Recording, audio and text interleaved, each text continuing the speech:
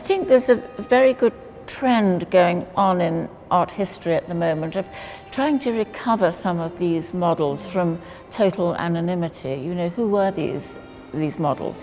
And I think it's a really interesting idea. They weren't just sort of passive, anonymous people. Symphony in White #1 is the absolute central focus of this exhibition. It's a very large, virtually life-size portrait of this red-haired Irish girl, Joanna Hiffernan, who was Whistler's principal model throughout the 1860s. It caused a scandal in 1862 when it was rejected by the Royal Academy. Whistler had been hoping to make a big splash with it here, but the critics and certainly the jury at the Royal Academy just found it too difficult and too unconventional, which is perhaps quite hard for us to imagine today why it was so shocking. But the thing is, it's on a very majestic scale, of a scale usually reserved for grand portraiture. But Jo is just wearing a very simple white gown, a sort of gown she would have worn in the house. Her long, beautiful red hair is rather loose and not particularly coiffed. So there was a kind of informality about it. And also, for the Victorian mind at this time, they very much expected paintings to tell some kind of a story.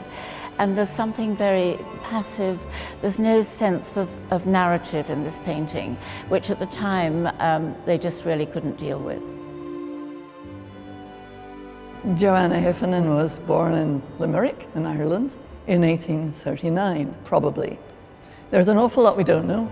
She was in a large Irish family, and they emigrated to London, moved around. They were very poor. It was very hard for the girls to find a job. And in 1860, she met Whistler. He was about 5 years older. And they went off down to Bermondsey and to the Thames, and she started to pose for a big subject picture. It's Wapping, and it's in the exhibition. It's very beautiful. And they posed all through the winter, which would have been very chilly. It was icy cold that winter. At first, she was shown as a prostitute, a whore, but gradually, Whistler changed the way she looked. At first, she posed looking out over the river, then they changed her around, and she's looking rather respectable, still with this glorious hair. And that picture was accepted by the Royal Academy. They were never married. They led a really rather bohemian existence, living together. She was more than just a model. She was a very active participant.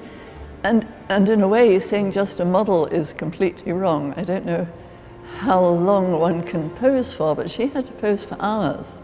Whistler was very hard on his models. Knowing from records of other models, they would pose sometimes until they fainted. So she wasn't being painted for just 20 minutes at a time. They were being painted all day. Then she was helping to run the studio. She was in contact with dealers and some patrons. An amazing moment was that Whistler gave her power of attorney when he went off for several months to Valparaiso, and he made a will in her favor. The French painter Gustave Courbet painted 4 almost identical portraits of Jo, and we're very pleased that we were able to bring 3 of them together here. Courbet wrote a lovely letter to Whistler just before he died, and we have the original letter in the show. And he talks about this hotel that they stayed in on the beach at Trouville, how they ate buttered prawns and lamb chops, and how they painted the sea and the skies right up to the horizon. He said, "Do you remember that wonderful time in Trouville?" And what fun Jo was, and how she entertained them in the evening by singing Irish songs.